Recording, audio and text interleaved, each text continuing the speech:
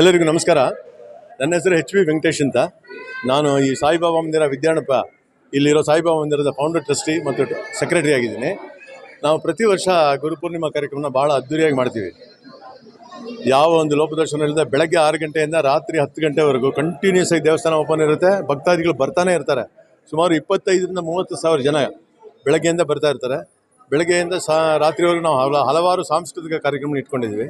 ಬೆಳಗ್ಗೆ 7 ಗಂಟೆಯಿಂದ 9 ಗಂಟೆವರೆಗೂ ಸ್ವತಃ ಭಕ್ತಾದಿಗಳು ಅವ್ರ ಕೈಯಲ್ಲಿ ಅಭಿಷೇಕ ಮಾಡ್ಬೋದು, ಆ ಥರ ಒಂದು ಅರೇಂಜ್ಮೆಂಟ್ ಮಾಡಿದ್ದೀವಿ. ಇದಕ್ಕೆ ತುಂಬ ಜನ ಬಂದು ಅಭಿಷೇಕ ಮಾಡಿ ಸ್ಪೆಷಲ್ ಪ್ರಸಾದ ತೊಗೊಂಡೋಗ್ತಾರೆ.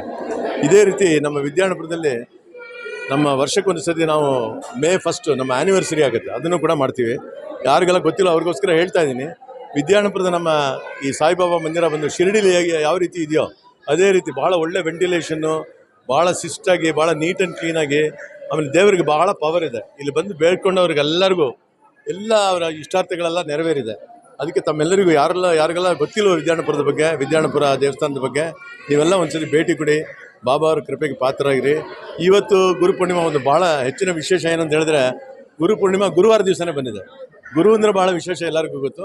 ಇವತ್ತು ಗುರುಪೂರ್ಣಿಮಾ ಗುರುವಾರದಿಂದನೇ ಬಂದಿರೋದ್ರಿಂದ ತುಂಬ ಜನ ಹೊರಗಡೆ, ನಾವು ಈ ದೇವಸ್ಥಾನದ ಮೇಯ್ನ್ ರೋಡ್ವರೆಗೂ ಜನ ನಿಂತಿದ್ದಾರೆ. ಕಂಟ್ರೋಲ್ ಮಾಡೋದು ನಮ್ಗೆ ಕಷ್ಟ ಆಗ್ತಾಯಿದೆ, ಆದರೂ ನಮ್ಗೆ ಸಂತೋಷ ಆಗ್ತಾಯಿದೆ ಇಷ್ಟು ಜನ ಬರ್ತಾ ಇದ್ದಾರೆ ಅಂತ. ಎಲ್ಲ ಭಕ್ತಾದಿಗಳಿಗೆ ಶುಭವಾಗಲಿ, ಒಳ್ಳೆಯದಾಗಲಿ, ದೇವರು ಎಲ್ಲರಿಗೂ ಒಳ್ಳೇದು ಮಾಡಲಿ. ನಿಮ್ಮ ಟಿ ವಿನವರಿಗೂ ಕೂಡ ಎಲ್ಲ ಚೆನ್ನಾಗಿ ನಡೀಲಿ ನಿಮ್ಮ ಕಾರ್ಯಕ್ರಮಗಳು. ಧನ್ಯವಾದ. ಸಾಯಿರಾಮ್.